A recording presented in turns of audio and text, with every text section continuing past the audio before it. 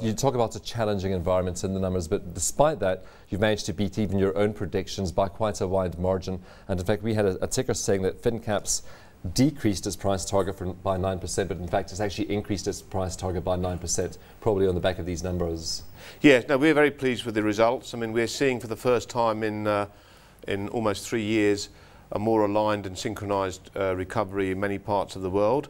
There were some challenges last year. I mean, the UK market remains under pressure. We've performed, quite well in the UK, but basically it's been a year of a bit of a sort of return to the mean in terms of our ratios. We've had good operating leverage, and we're forecasting that there's more to come.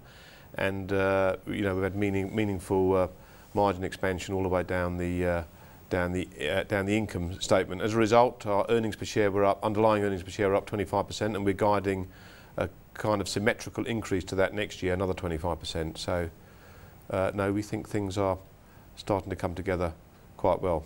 When you've been in over the past couple of years, we've talked about your geographical diversity, your business diversity, which had been helping you through the downturn. Is that what's helped you out of the downturn at this stage? And do you plan to build on that? Yeah, definitely. I mean, if you would have looked at us 4 or 5 years ago, 90% of our business was derived from North America and Europe. Now, about 65%, just under 2/3, split equally between those two markets, and over 1/3 of our business is coming from the rest of the world, which is predominantly developing and emerging markets, Brazil, parts of Asia, presence in the Middle East. So we've worked quite hard to move the mix in our business, both from a geographic perspective and also in terms of the technologies and services we provide. So we are, a proxy for more things in the IT universe than we were a few years ago, and that's helped insulate us, I think, in this downturn. And also, we've recovered quicker, much quicker than we recovered from a decade ago in the dot-com bust. Well, you talked about an almost even recovery across geographies, with the exception of countries like the UK and perhaps Europe also lagging a bit. How about across your businesses, across Westcon and some of your services businesses? Are you seeing a recovery across all business units? Yes, in our business, the product supply or capital equipment side of our business tends to be an early fall, early rise. And we've seen that. Westcon, for example, has had 2 full years of recovery now. As I say, it's a capital equipment, it's a supply chain business. Our IT services business, where we tend to have longer term contracts with customers, tends to fall later and rise later, and we've seen that again this year. We've seen... So that's Logicalis. Logicalis has had a 25% increase in revenue this year compared to Westcon, which had a 13% increase. And next year we're expecting Logicalis to have growth in the mid-teens, but more robust margin expansion, and we're expecting Westcon to be low teens. But I mean, if you net that all out, I mean, we think we're back on a trajectory of where we were 3 years ago before the financial crisis, which is a return to our very long-term historical organic growth, which has been 10% plus, 10, 11%. And we think we can get back to that, assuming the mix of technologies and services and the countries that we're represented in. How about consulting? Over 40 countries now. Yeah, how about consulting services? It's a smaller part of the business. I should imagine that is also a late recovery. Yeah, that has been. That was a bit of. That's the only. If you were digging for a little bit of dirt in this year's numbers, that's the one stone that you would turn over and say, well, hang on, we haven't had any profit in that division, which is true, and that's been late to recover. We've had some restructuring in that business. We have a high dependency on the UK. Europe in general has been a difficult market. We're exposed to telecoms, which is quite cyclical, and we've moved a lot of resources to Asia and other new markets. And of course, that it's a pure people business, so that takes. We've had revenue growth, but we've had no profit growth, and we're expecting that will be a better recovery story in the year ahead. What portion of your income is now annuity income that you can rely on going forward year after year? It's high teens, headed towards 20%. And would you be able to build that even higher? Yes, incrementally, yes.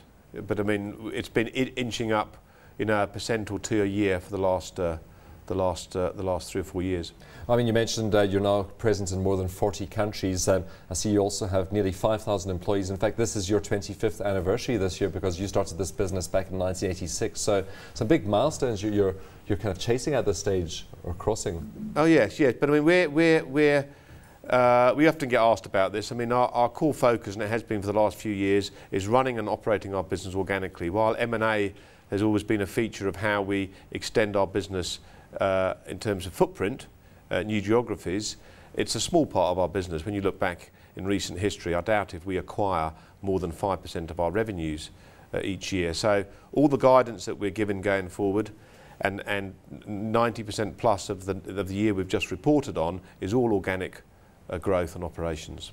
Going forward, will you be looking at moving into new regions, so beyond those 40 countries? Where are the opportunities for a company like Datatec? Well, we're clearly underweight in Asia. We're in a number of countries, from China, Mexico, Turkey, India, Philippines, Thailand, Indonesia. These are all, significant developing markets where we have a presence, but we're small, or relatively small, in those markets. And that's where they are. If we can find the right assets and amortise or consolidate the right activities, there is good margin expansion going forward, because we're already there. So the basic institution's been built, the business network exists, the supply chain, the route to market, and so on. So if we can put more into those areas where we have a presence, but the presence is either subscale or it's not optimum, that's all sort of good leverage for us going forward. And that's where we're looking. We spend our time looking in those markets. I mean, our group costs this year, we weren't asked, but our group costs this year were slightly higher than they should have been, and part of that is because of we had quite a large charge for aborted deal activity in China, for example, and you can't no longer, I don't know if you're aware, but under IFRS M&A accounting, you have to expense your M&A costs. They're no longer amortised. So that's an example that we're looking, and we're trying to turn over more nuggets in some of these geographies if we can find them.